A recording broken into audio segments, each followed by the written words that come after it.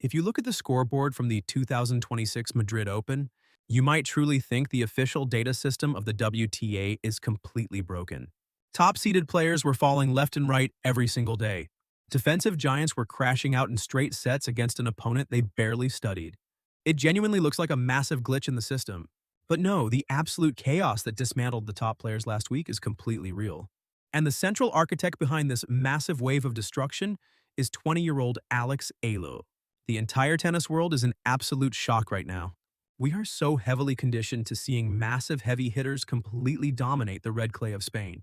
But Alex is out there doing something entirely different and incredibly dangerous. She is not the tallest player on the professional tour. She does not have the most terrifying physical power. Yet she is breaking down the absolute best defensive specialists in the game, with a terrifying level of clinical precision. Why is this happening right now? How does a young player without an overwhelming physical advantage completely shatter the tactical structures of seasoned Grand Slam champions? The answer will completely change how you look at the geometry of modern tennis. The absolute destruction we witnessed in Madrid did not come from raw muscular strength. It actually came from a deep hidden flaw in how the current WTA Tour operates today. Alex found that exact strategic flaw, and she exploited it perfectly, point after point. The television commentators were visibly confused. The veteran coaches sitting in the stands were completely speechless as they watched their players fall apart. But to truly understand why she became such an unstoppable nightmare on this red dust, we have to look closely at something the television cameras almost never managed to catch. Madrid is absolutely not like any other clay court tournament in the entire world. The high altitude of the Spanish capital makes the tennis ball fly incredibly fast through the thin air. The physical bounce on this specific clay is massive, heavy, and extremely punishing on the shoulders. Historically speaking, this is the exact environment where pure, overwhelming physical power thrives and survives. Players with massive baseline heavy strikes usually dominate the courts here without much resistance. So when you look at the tournament draw at the start of the week, you naturally expect the big established names to take absolute control from day one. You expect the heavy topspin to violently push defending players 10 feet behind the baseline. Then you look closely at Alex Eala. She represents a brilliant and fearless new generation of highly intelligent tennis, but when placed next to the current top 10 players, tennis experts often severely underestimate her overall firepower. She does not blast opponents off the court with sheer brutal pace. She does not serve at blinding speeds that break the radar gun. The raw data numbers from her matches in Madrid tell a bizarre and highly contradictory story. Her ace percentage was not anywhere near the top of the tournament leaderboard. Her average ball speed was solid, but certainly not breaking any historical records for the event. If you only look at those traditional basic metrics, you would logically assume she had a very quiet tournament, and maybe went home early in the second or third round. But then you look at one highly specific and terrifyingly high statistic: the forced error rate. Alex Eala forced more errors from her opponents than any other single player in the entire tournament. She ranked absolutely number one in making the absolute best. Players in the world looked completely lost and confused on the court. They were missing regular routine shots that they usually hit in their sleep.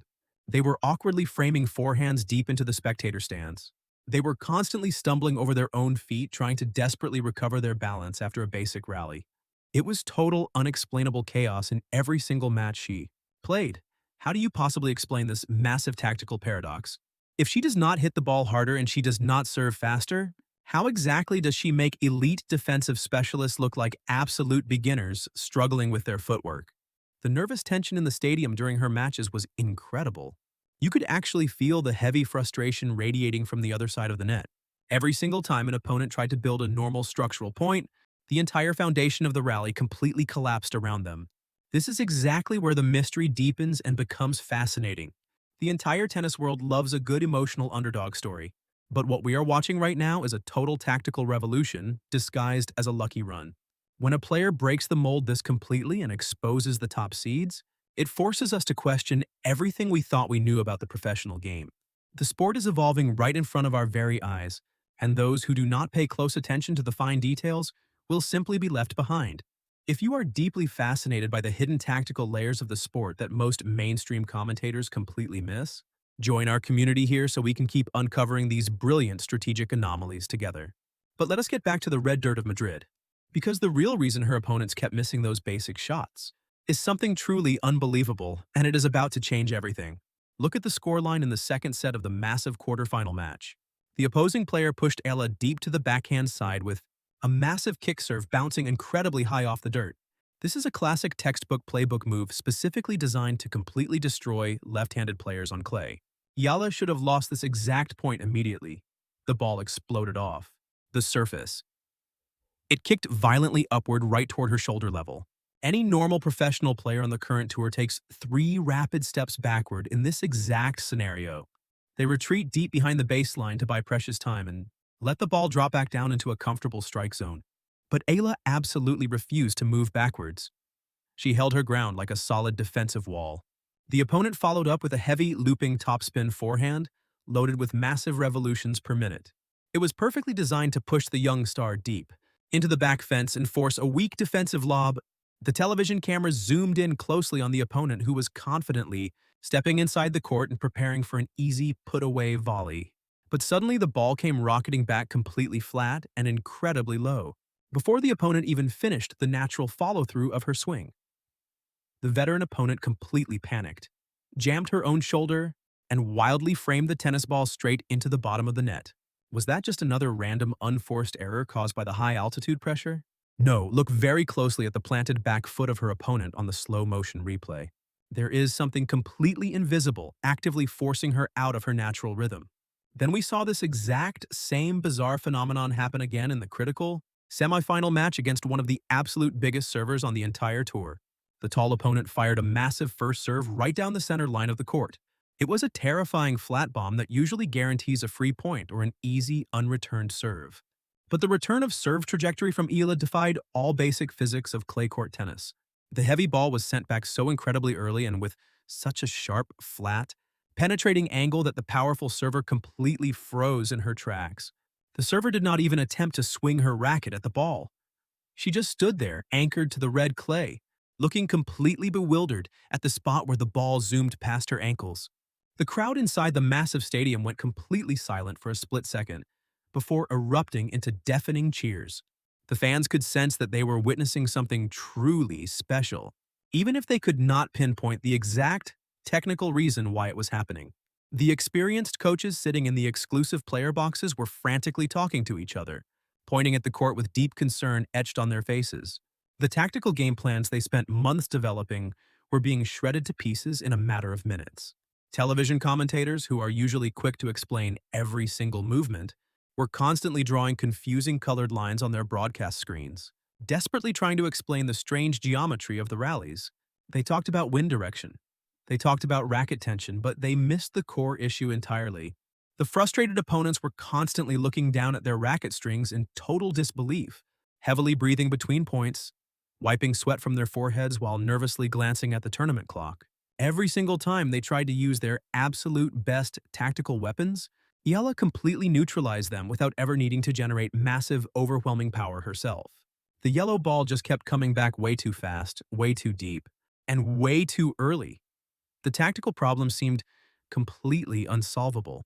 How do you possibly beat a player who effortlessly absorbs your absolute best aggressive shot and perfectly sends it back before you can even take a breath to reset your feet for the next swing? It defies all conventional logic of the sport. The tennis experts kept aggressively analyzing her forehand technique and her grip. They looked at the follow-through and the racket head speed, but they were looking in the absolute wrong place the entire week. The real secret creating this absolute chaos on the court is entirely invisible to the untrained eye. Here is the one fundamental thing nobody ever tells you about modern elite tennis. You absolutely do not need to hit the ball through your opponent to win matches. You just need to steal their precious time. The massive disruption Eala caused in Madrid had absolutely nothing to do with traditional ball placement or explosive physical power. It was an absolute masterclass in grand theft. She was executing pure time theft. She was fundamentally altering the chronological pace of every single rally through her extremely aggressive court positioning. For decades, the golden rule of playing on European red clay has been incredibly simple and universally accepted. You stand way back behind the baseline, you slide deep into your defensive athletic stance, and you prepare to grind out long, grueling, exhausting rallies. You give your brain and your body maximum time to react to the heavy topspin bouncing off the surface. Eala looked directly at that ancient golden rule and completely threw it in the trash can. Instead of retreating like everyone else, She stepped deliberately forward into the danger zone. She took the heavy ball exceptionally early, striking it directly on the rise, precisely fractions of a second after it violently bounced off the dirt. By doing this bold move, she was literally cutting half a second of reaction time away from the absolute fastest and most agile athletes in the world. Half a second might not sound like a lot of time to you or me sitting at home, but in the hyper-competitive world of professional tennis, half a second is an absolute eternity. It is the crucial difference between executing a perfect explosive, aggressive swing and a desperate off-balance defensive block. The human brain needs that specific fraction of a second to visually process the incoming speed, calculate the heavy spin, tell the feet to move into the correct position, and initiate the complex kinetic chain of the shoulders and hips required for a professional swing. By taking the ball so incredibly early on the rise, Eala was violently breaking that crucial kinetic chain before it could even start.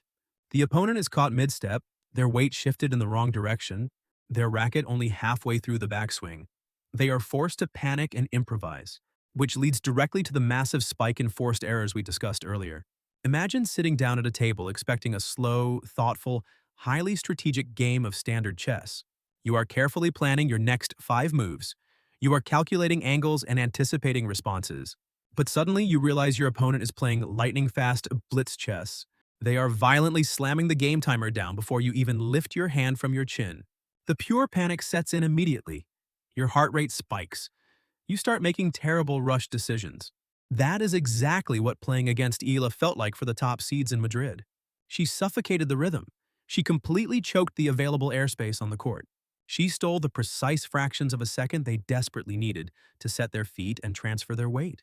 When I finally noticed this invisible time theft strategy happening clearly on the television screen, my mind was completely blown. I have watched thousands of hours of professional clay court tennis over the years, and I have rarely seen such a young player execute this specific suffocation strategy so flawlessly against highly experienced top 10 veterans. Did you manage to catch this subtle tactical shift in positioning while watching the matches live? Or were you just as confused as the professional commentators? Let me know your honest read on that aggressive early ball striking down in the comments, because I really want to know if I was the only person completely stunned by this bold approach. She was brilliantly turning every single routine baseline exchange into a high-speed panic attack for her opponents.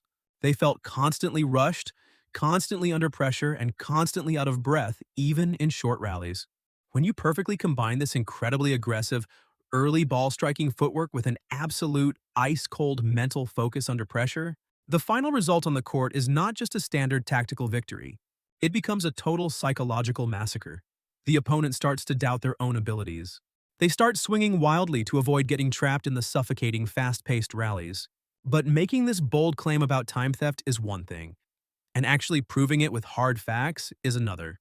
We can talk about chess analogies and kinetic chains all day long, but to truly understand the sheer magnitude of what she accomplished against the best players on Earth, we have to look at the undeniable mathematical proof. And when we finally look at the raw player tracking data from the tournament servers, the visual evidence mapping her exact movements is absolutely terrifying. The raw numbers simply do not lie. If you compare the exact return positioning of Eala in Madrid to the rest of the top 20 players on the tour, the difference is an absolute massive canyon. Player tracking technology paints an incredibly clear and vivid picture of this precise tactical phenomenon. Look at the digital heat maps generated directly from the tournament servers last week. For a standard top 10 player competing on professional clay, the deep red clusters showing their average court position are located entirely way back. They are often standing 10 to 12 feet deep behind the actual baseline. They practically blend in with the back fence. Now look at the exact same digital heat map generated for Eala. Her deep red clusters are pushed aggressively forward into the court. She is standing exactly 1.5 meters closer to the baseline than the tournament average. This is not a slight adjustment. 1.5 meters is an enormous gap in the spatial geometry of professional tennis. By standing that incredibly close to the bounce, she is systematically erasing the natural ball flight time. Her opponents are literally robbed of the crucial milliseconds they desperately need to prepare their bodies for a heavy swing. And we can clearly see the devastating, compounding toll this exact pressure takes on the human body and the human mind as a difficult match progresses. If you dive deep into the unforced error charts, specifically looking at the timing errors, you will see a terrifying statistical trend.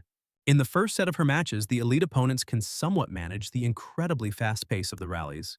Their fresh legs and peak energy levels can temporarily compensate. For the stolen time, they sprint harder, they lunge faster. But by the time the deciding third set begins, their timing error rates absolutely skyrocket across the board. They start framing the ball off the edge of the racket. They hit the ball a fraction of a second late. They swing completely through empty air. Why does this sudden collapse happen? It happens because deep mental exhaustion finally sets in.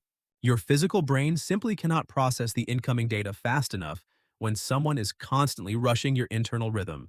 For 2 solid hours under the hot Spanish sun, your central nervous system practically begs for a single moment to breathe. But Eala gives you absolutely zero room to recover. The mental fatigue completely breaks down the physical technique. And this brings up a massive, glaring question that everyone in the tennis world is asking right now. If taking the ball this early is so incredibly effective at destroying the top seeds, why does every single player not simply copy this exact same strategy? The answer is incredibly simple but almost impossible for a normal person to replicate on the court. Executing this game plan requires a borderline supernatural level of natural hand-eye coordination, perfectly combined with elite, highly specialized training. Remember exactly where she spent her crucial developmental years as a young athlete. She absorbed the absolute highest level of clay court intelligence directly at the Rafa Nadal Academy in Spain. She understands the raw physical properties of the European red dirt better than almost anyone else in her current generation. She knows exactly how the heavy topspin grips the surface and violently kicks up toward the shoulder. But instead of using that deep, ingrained knowledge to retreat backward and defend like a traditional clay court academy student, she completely flipped the script. She used that deep knowledge to step forward and ruthlessly attack. She trusts her visual processing and her hands completely. When the heavy yellow ball violently kicks up off the dirt, most players panic and back away because the bounce is entirely unpredictable and dangerous. Eala simply steps directly into the violent bounce without any fear. She catches the ball perfectly on the immediate rise with an incredibly compact, highly efficient swing that leaves absolutely zero room for mechanical error. She effectively turned the dusty red clay of Madrid into a high-speed digital chessboard, and she forced absolutely everyone to play exactly by her own brutal rules. The stunning events in Madrid were absolutely not a lucky flash of brilliance from a young prospect. It was the absolute clearest tactical declaration of war that Eala could possibly send to the rest of the world. The absolute chaos we witnessed was the direct result of a massive systemic shock to the establishment. The current defensive architecture of the WTA Tour simply did not have an immediate software update ready to handle a perfect time theft strategy. She essentially updated the core source code of how elite professional tennis is actually supposed to be played on a red clay court. She definitively proved that you can absolutely dismantle superior physical size and raw muscular power with superior chronological pressure and pure spatial intelligence. But this beautiful tactical revelation immediately opens up a massive, terrifying new problem for her and her coaching team. We are now rapidly approaching the ultimate grueling test of physical endurance. Roland Garros is just around the corner. The legendary courts in Paris are fundamentally different from the high-altitude courts in Madrid. Paris is located right near sea level. The air is significantly thicker and heavier. The iconic red clay is significantly slower, and that terrifying violent bounce is actually slightly lower. The ball simply does not travel through the air with the same lethal velocity. Will this brilliant time theft strategy continue to work perfectly on the slower Parisian dirt? Or will she need to evolve her aggressive court positioning even further to survive the exhausting 2-week marathon against the absolute best defensive grinders in the world? The entire professional tennis landscape is shifting violently right under our feet, and we are meticulously analyzing every single tactical evolution she brings to the Grand Slam stage. You need to subscribe to the channel right now so you do not miss our complete, highly detailed breakdown of her Roland Garros game plan the very second she steps onto the dirt in Paris. Because the biggest question heading into the French Open is no longer about who can hit the ball harder than Alex Eala. The only question that actually matters anymore is who can possibly process the game fast enough to catch her.